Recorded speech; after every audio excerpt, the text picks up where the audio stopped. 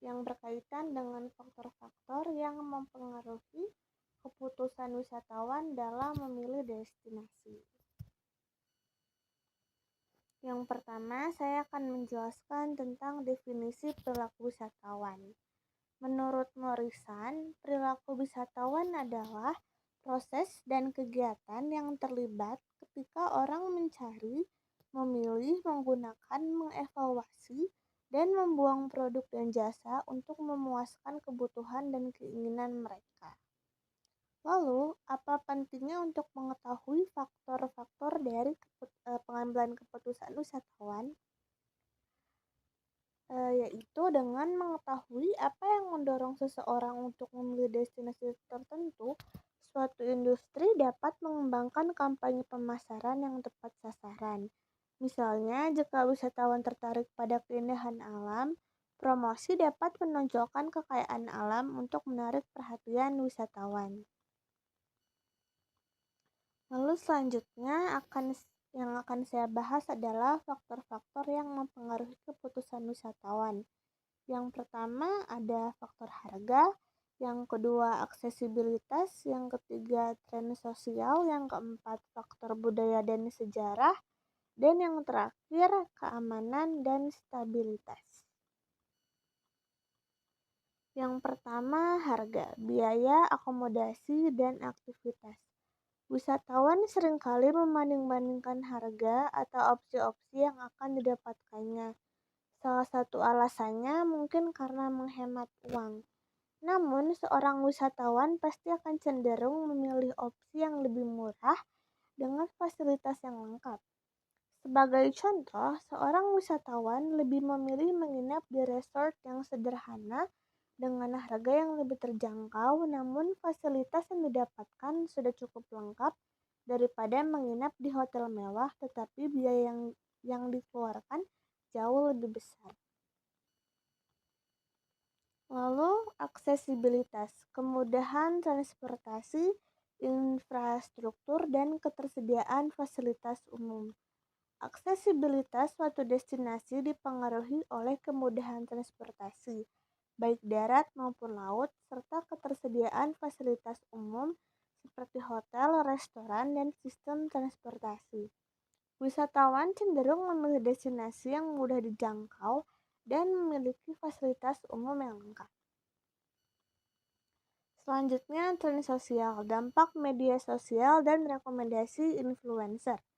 Ulasan foto dan video di platform seperti Instagram dan TikTok ataupun platform media sosial lainnya dapat membantu meningkatkan persepsi negatif ataupun positif suatu destinasi. Hingga saat ini juga sudah banyak sekali influencer-influencer yang bisa memberi pengaruh terhadap destinasi wisata yang dikunjunginya. Contohnya, wisatawan Gen Z bisa menjadi salah satu contohnya karena kebanyakan dari mereka lebih suka mengunjungi tempat-tempat yang telah dikunjungi oleh influencer terkenal atau influencer favorit mereka.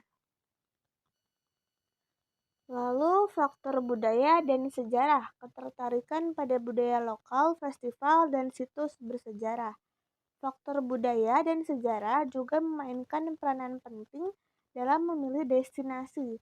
Wisatawan seringkali tertarik dengan budaya lokal, festival, dan situs-situs bersejarah. Destinasi yang menawarkan pengalaman budaya autentik dan atraksi historis cenderung lebih populer bagi mereka yang mencari pengalaman unik dan edukatif. Contohnya seperti wisatawan penyuka wisata sejarah ataupun penyuka kebudayaan lokal. Selanjutnya, keamanan dan stabilitas. Pengaruh kondisi politik dan keamanan terhadap minat wisatawan. Destinasi yang memiliki stabilitas politik cenderung lebih diminati karena memberikan rasa aman dan nyaman bagi pengunjung. Sebaliknya, konflik politik dan ancaman keamanan seperti terorisme atau kerusuhan sipil dapat menurunkan minat wisatawan karena terlalu beresiko membahayakan keselamatan diri. Oleh karena itu, sangat penting bagi suatu industri pariwisata untuk meningkatkan stabilitas keamanan. Lalu selanjutnya, peran media sosial dalam mempengaruhi keputusan. Ulasan, foto, dan video di platform media sosial seperti Instagram dan TikTok ataupun platform lainnya dapat mempengaruhi persepsi dan pilihan destinasi wisatawan. Wisatawan seringkali membaca ulasan atau komentar dari pelanggan lain sebagai bahan referensi dan bahan pertimbangan sebelum mereka mengunjungi suatu destinasi wisata. Nah, di sini contoh studi kasusnya saya ambil dari Kota Tidore Kepulauan. Kota Tidore Kepulauan yang merupakan salah satu kota yang ada di Provinsi Maluku Utara. Kota Tidore Kepulauan memiliki pertumbuhan yang sangat pesat di bidang pariwisata yang memiliki beberapa objek wisata. Salah satu yang diandalkan adalah objek wisata Pantai Akisahu. Akan tetapi, potensi objek wisata dan aksesibilitas ini belum dikelola dengan baik, ditandai oleh belum adanya akses ruang pengelola di sebagian besar objek wisata. Infrastruktur pendukung berupa sarana prasarana dan transportasi menuju objek wisata tersebut belum adanya sarana akomodasi di lokasi wisata. Pengelolaan pariwisata di Pantai Akisahu perlu dilaksanakan agar supaya kawasan ini dapat dikembangkan menjadi kawasan wisata alam unggulan. Tidak adanya infrastruktur dan sarana transportasi yang menunjang daya tarik dan aksesibilitas wisata tersebut secara optimal. Akibatnya, pengelolaan pariwisata tidak merata dan tingkat pertumbuhan ekonomi berbasis pariwisata di kawasan itu masih rendah.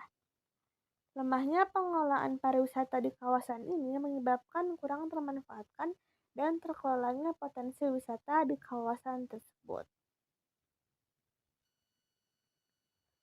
Nah, kesimpulannya, memahami faktor-faktor yang mempengaruhi keputusan wisatawan merupakan hal yang sangat penting dalam mengembangkan strategi pemasaran destinasi yang efektif. Motivasi dan pengalaman wisatawan sebelumnya dapat mempengaruhi pilihan destinasi mereka. Wisatawan biasanya tertarik dengan destinasi yang memiliki keunggulan seperti fasilitas yang berkualitas dan aksesibilitas yang baik. Oleh karena itu, dengan memahami dan mengantisipasi faktor-faktor ini, strategi pemasaran destinasi dapat berjalan secara optimal. Mungkin sekian dari saya. Terima kasih. Halo Pak Yerik, selamat pagi, siang, sore, ataupun malam. Saya Nicole Christine Pramata dan ini adalah proyek kedua saya untuk HTM 213, perilaku wisatawan, mengenai perubahan perilaku wisatawan pasca pandemi COVID-19. Topik yang akan saya bahas di sini antara lain seperti dampak pandemi bagi pariwisata global, perubahan perilaku wisatawan, dan tren baru dalam perjalanan. Yang pertama, dampak pandemi COVID-19 terhadap pariwisata global. Pandemi COVID-19 telah memberikan dampak yang sangat besar bagi pariwisata global. Selama masa pandemi, penurunan jumlah wisatawan cukup drastis, salah satunya akibat adanya lockdown. Oleh karena itu, sektor pariwisata mengalami kerugian ekonomi yang besar dan banyak pekerjaan di bidang pariwisata yang ikut terancam akibat adanya pandemi COVID-19 ini. Lalu selanjutnya, perubahan besar dalam perilaku dan preferensi wisatawan setelah pandemi. Selain mempengaruhi industri pariwisata itu sendiri, pandemi juga berdampak bagi perilaku dan preferensi wisatawan. Wisatawan kini menjadi lebih memperhatikan kebersihan dan keamanan lingkungan sekitarnya, dan lebih memilih destinasi dengan keamanan dan kebersihan yang lebih terjamin. Selain itu, banyak wisatawan yang lebih memilih berwisata ke tempat yang jauh dari kerumunan seperti wisata alam. Karenanya, sekarang sudah banyak destinasi yang harus menyesuaikan diri dengan menerapkan protokol yang lebih ketat dan kebersihan yang lebih terjaga. Selanjutnya, perubahan perilaku wisatawan. Yang pertama, fokus pada kesehatan dan keamanan. Wisatawan jadi lebih selektif dalam memilih destinasi wisata.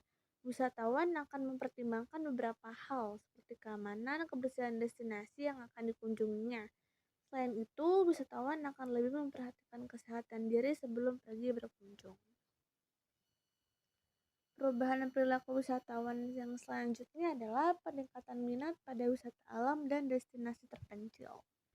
Selama pandemi COVID-19, banyak wisatawan yang lebih memilih pergi ke tempat yang jauh dari kerumunan untuk menjaga keamanan dan kesehatan mereka.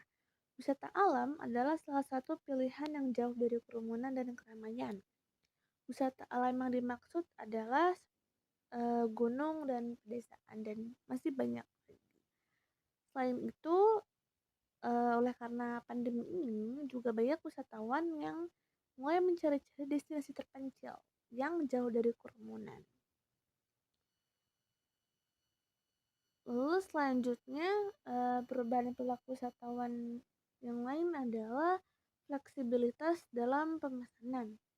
Setelah pandemi COVID-19, industri pariwisata mengalami perubahan besar. Salah satu perubahan yang paling menonjol adalah peningkatan permintaan untuk fleksibilitas dalam pemesanan. Wisatawan saat ini lebih cenderung mencari opsi perjalanan yang memungkinkan mereka mengubah rencana jika diperlukan dengan cepat dan mudah.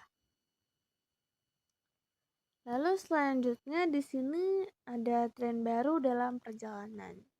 Di sini ada 3 tren. Yang pertama staycation atau melakukan perjalanan yang tidak begitu jauh dari rumah. Di sini contohnya adalah melakukan kegiatan camping bersama keluarga.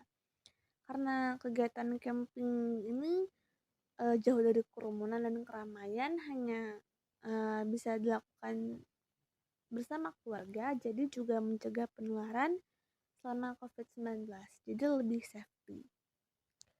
Lalu selanjutnya ada workation atau work from anywhere. Nah, workation ini merupakan perjalanan di mana seseorang bisa tetap bekerja namun dari jarak jauh atau dari suatu destinasi wisata. Nah, workation ini bisa dilakukan di destinasi wisata yang mendukung pekerjaan jarak jauh. Lalu selanjutnya adalah perjalanan yang berkelanjutan. Jadi perjalanan yang berkelanjutan ini bisa dikatakan sebagai suatu perjalanan yang bukan hanya sekedar untuk mencari kesenangan atau untuk melepas penat atau refreshing, tapi juga bisa memberikan manfaat bagi masyarakat ataupun lingkungan di sekitarnya.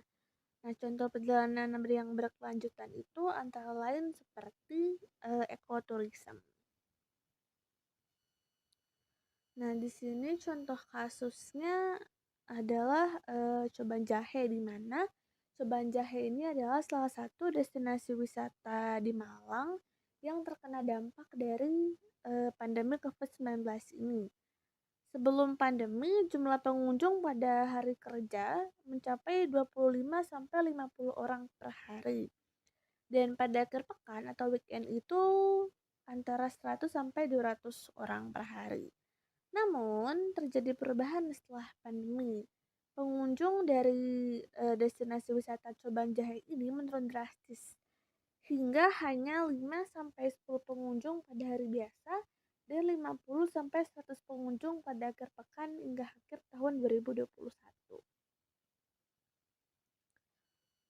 Nah, kesimpulannya adalah dalam jangka panjang, perilaku wisatawan yang berubah dari konvensional ke digital mempengaruhi strategi pemasaran dan pengembangan destinasi. Ini karena penggunaan internet dan teknologi yang meningkat dan berkembang membuat wisatawan lebih suka mencari informasi dan memesan barang secara online. Hal tersebut membuat destinasi harus menerapkan strategi pemasaran digital agar lebih bisa menyesuaikan dengan perilaku wisatawan terhadap penggunaan teknologi digital. Sekian dari saya, terima kasih. Halo Pak Yerik, Ini adalah proyek ketiga saya untuk HTM 213 Perilaku Wisatawan dan Konklusi Permata. Hari ini saya akan membahas tentang peran emosi dalam pengalaman wisata dan loyalitas pelanggan. Topik pembahasan kali ini adalah definisi emosi dalam konteks pariwisata. Yang kedua, pentingnya memahami aspek emosional dalam pengalaman wisata. Yang ketiga, dampak emosi pada pengalaman wisata. Lalu, emosi sebagai faktor pendorong loyalitas. Dan yang terakhir, strategi meningkatkan pengalaman emosional. Baik, yang pertama adalah definisi emosi dalam konteks pariwisata. Secara umum, emosi digambarkan sebagai bentuk respon psikologis yang dipicu oleh interaksi, lingkungan, atau situasi tertentu. Dalam konteks pariwisata, emosi memiliki peran penting dalam bentuk kesan dan penilaian wisatawan terhadap destinasi tertentu. Wisatawan yang senang dan merasa puas tentunya akan meninggalkan kesan yang baik pula.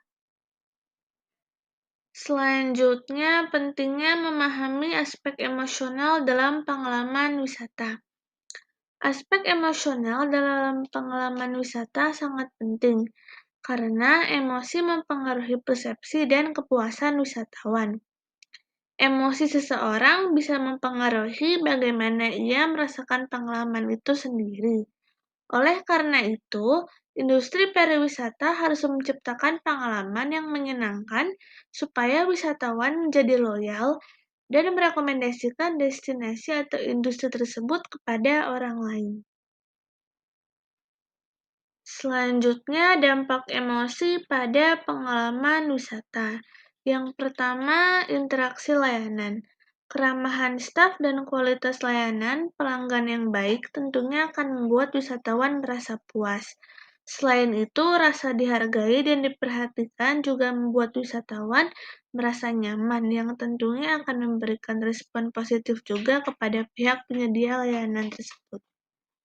Lalu yang kedua, pengalaman unik. Aktivitas atau momen yang dirancang khusus untuk wisatawan dapat memicu emosi positif. Seperti contohnya itu rasa bahagia dan bersemangat. Lalu selanjutnya lingkungan fisik. Kebersihan dan keasrian lingkungan dari destinasi atau industri pariwisata itu sendiri, serta nilai estetika yang terdapat pada suatu destinasi tentunya akan membangun emosi wisatawan. Lalu selanjutnya emosi sebagai faktor pendorong loyalitas. Yang pertama, memori dan kenangan. Emosi yang positif akan menciptakan kenangan dan memori yang tak akan terlupakan. Dengan demikian pula akan meningkatkan kemungkinan wisatawan akan datang kembali. Lalu keterikatan emosional. Hubungan emosional antara wisatawan dan destinasi sangat penting karena dapat menciptakan pelanggan yang setia. Ketika wisatawan merasa terhubung secara emosional, mereka cenderung kembali dan merekomendasikan tempat tersebut kepada orang lain sehingga wisatawan tersebut dapat menjadi pelanggan yang setia. Lalu yang selanjutnya, strategi meningkatkan pengalaman emosional. Yang pertama itu dengan personalisasi layanan. Contohnya memberikan kejutan tak terduga, misalnya diskon mendadak melalui email kepada pelanggan setia. Lalu yang kedua itu contohnya penggunaan narasi. Contohnya itu yang seperti dilakukan Traveloka dengan membuat video yang berjudul Lihat Dunia Lagi bersama Traveloka, merayakan kebebasan bepergian setelah pandemi. Video tersebut mengajak penonton untuk kembali menjelajahi dunia. Nah, lalu untuk contoh kasusnya saya mengambil dari Grand Canyon di Amerika Serikat. Nah, Grand Canyon di Amerika Serikat ini adalah destinasi wisata yang menurut saya juga mempengaruhi emosi pengunjung dengan pengalaman yang mendalam. Sebelum perjalanan, wisatawan merasakan antusiasme dan keingintahuan. Dan saat melihat pemandangan megah untuk pertama kali, mereka seringkali merasa takjub. Aktivitas seperti hiking, rafting, dan berjalan di Grand Canyon Skywalk memberikan ketegangan dan adrenalin. Nah, momen seperti ini, seperti menyaksikan matahari terbenam, itu menimbulkan perasaan damai dan refleksi. Semua ini menciptakan kenangan jangka panjang yang mendorong wisatawan untuk menghargai dan menjaga lingkungan sekitarnya. Nah, kesimpulannya, emosi berperan penting dalam menciptakan pengalaman perjalanan yang berkesan. Pengalaman emosional yang kuat dapat memperkuat hubungan wisatawan dengan destinasi, sehingga meningkatkan kepuasan, retensi, dan kemungkinan rekomendasi positif. Berfokus pada pengalaman emosional tidak hanya meningkatkan loyalitas wisatawan, namun juga dapat berkontribusi terhadap loyalitas jangka panjang dan kelebihan pembayaran. Meskipun ada kekurangan dalam layanan, oleh karena itu, strategi berbasis emosional ini sangat penting dalam industri pariwisata. Sekian dari saya, terima kasih. Halo Pak Yerik, saya Nicole Christine Pramata. Ini adalah tugas proyek 4 saya mengenai pengaruh media sosial terhadap perilaku wisatawan milenial. Yang pertama, pentingnya media sosial dalam kehidupan generasi milenial. Media sosial adalah platform atau situs web yang memungkinkan pengguna untuk berinteraksi, berbagi informasi, dan menciptakan konten melalui internet dan perangkat seluler. Media sosial memungkinkan generasi milenial untuk berkomunikasi secara cepat dan praktis, baik dengan teman, keluarga, maupun rekan kerja, dengan berbagai fitur seperti pesan instan, panggilan video, dan komentar. Mereka dapat terhubung meskipun berada di jarak yang saling berjauhan ataupun di lokasi yang berbeda. Selanjutnya, bagaimana platform media sosial menjadi alat utama untuk inspirasi perjalanan. Media sosial kini menjadi alat penting untuk menginspirasi perjalanan. Banyak orang mencari ide dan rekomendasi destinasi melalui postingan teman, keluarga, atau influencer di platform seperti Instagram dan TikTok. Konten visual yang menarik seperti foto dan video dapat memicu minat untuk mengunjungi tempat-tempat tertentu. Selain itu, media sosial membantu dalam merencanakan perjalanan dengan memberikan tips dan informasi dari pengalaman orang lain. Yang selanjutnya, pengaruh media sosial terhadap perilaku wisatawan. Yang pertama, ada inspirasi dan penemuan destinasi. Adanya foto dan video yang menarik di media sosial dapat memberikan suatu inspirasi wisatawan dan meningkatkan daya tarik suatu destinasi wisata. Yang selanjutnya, peran ulasan dan rekomendasi. Ulasan atau feedback wisatawan pada platform media sosial atau platform perjalanan berpengaruh pada keputusan wisatawan untuk melakukan suatu perjalanan. Lalu yang ketiga itu ada tren Instagramable. Destinasi yang menawarkan spot foto menarik dan Instagramable akan cenderung lebih menarik perhatian, terlebih bagi wisatawan yang menyukai fotografi atau suka dengan tempat-tempat yang estetik. Lalu, peran influencer dalam mempengaruhi pilihan wisatawan. Kolaborasi dengan influencer untuk meningkatkan popularitas destinasi. Influencer biasanya memiliki followers yang cukup banyak dan juga beragam. Hal ini memungkinkan promosi yang lebih efektif dan lebih efisien. Orang-orang kadang lebih mempercayai influencer yang mereka sukai, sehingga mereka akan lebih cenderung memilih rekomendasi destinasi wisata yang sudah pernah dikunjungi dan direkomendasikan oleh influencer favorit mereka. Kemampuan influencer untuk menyajikan gambar, foto, atau video yang sangat kreatif dan berkualitas akan sangat membantu proses promosi suatu destinasi. Nah, ini contoh dari influencer mempengaruhi pilihan wisatawan untuk melakukan perjalanan itu. Saya ambil contohnya dari Desa Wisata Tinala. Desa Wisata Tinala yang terletak di Kulon Progo, Yogyakarta merupakan salah satu destinasi wisata yang berhasil memanfaatkan teknologi digital dan strategi pemasaran modern untuk menarik wisatawan. Desa wisata ini menggunakan berbagai macam platform media sosial sebagai media promosi untuk desa mereka. Nah, ada pula influencer Luna Maya yang mengunjungi desa wisata tersebut ikut membantu mempromosikan desa wisata Tinala ini. Kunjungan influencer ini diabadikan dan diupload melalui sebuah video yang diupload di situs resmi destinasi. Video yang dibintangi oleh Luna Maya tersebut ditonton lebih dari 6.200 views. Video tersebut memiliki views yang cukup tinggi dibanding dengan video yang lain. Ini membuktikan seberapa berpengaruhnya kolaborasi antara destinasi dan pihak influencer. Nah, karena video yang ditonton sampai lebih dari 6.200 views ini, banyak orang juga yang menonton video tersebut yang menjadi tertarik ingin mengunjungi desa wisata Tinala ini.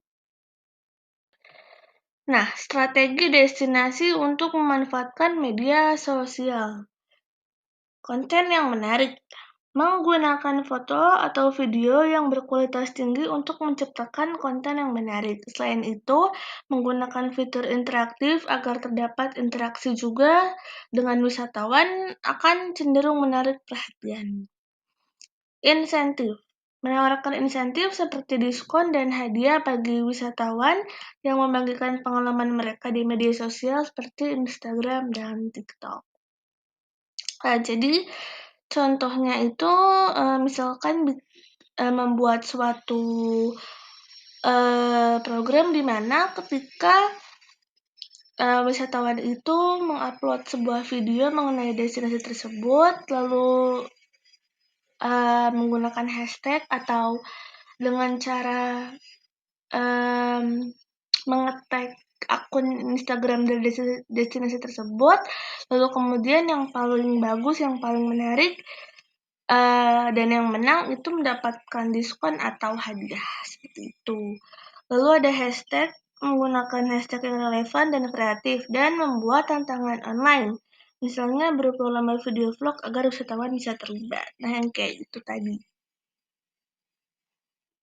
Nah, lalu untuk studi kasusnya, saya mengambil Amaryllis Garden Yogyakarta atau Taman Bunga Amaryllis ya.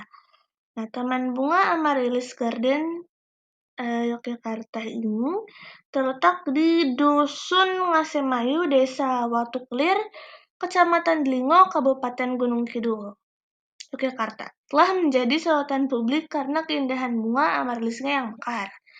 Namun, tempat ini sempat mengalami kerusakan yang diakibatkan oleh pengunjung yang tidak bertanggung jawab. Banyak pengunjung yang dengan sengaja menginjak-injak tanaman hanya untuk berfoto. Kerusakan ini mengharuskan adanya rehabilitasi dari pemerintah setempat. Setelah beberapa tahun mengalami kerusakan dan upaya rehabilitasi, tempat ini kembali viral berkat bantuan para influencer yang ikut membagikan keindahan taman ini melalui platform media sosial seperti Instagram dan juga TikTok.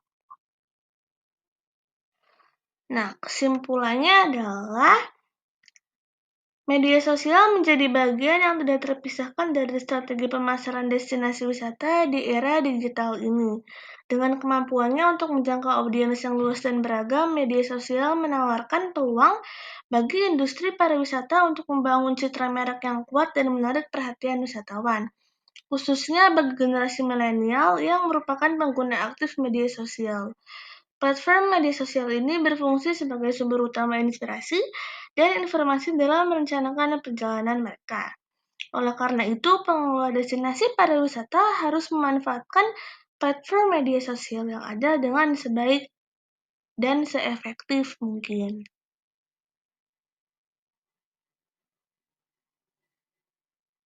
Sekian dari saya, terima kasih. Halo Pak Yerik, saya Nicole Christine Permata. Ini adalah proyek kelima saya mengenai motivasi wisatawan dalam memilih wisata kuliner sebagai tujuan utama. Pendahuluan, wisata kuliner adalah jenis wisata yang memfokuskan pada pengalaman kuliner sebagai bagian dari pengalaman perjalanan. Wisata ini meliputi mencicipi kuliner lokal maupun menjelajahi pasar tradisional. Selanjutnya, pentingnya memahami motivasi wisatawan. Memahami motivasi wisatawan dalam wisata kuliner penting untuk meningkatkan kualitas layanan, mengembangkan produk yang sesuai, dan meningkatkan kepuasan serta daya saing destinasi. Dengan memahami motivasi ini, pelaku industri dapat memaksimalkan potensi ekonomi lokal dan melestarikan budaya kuliner.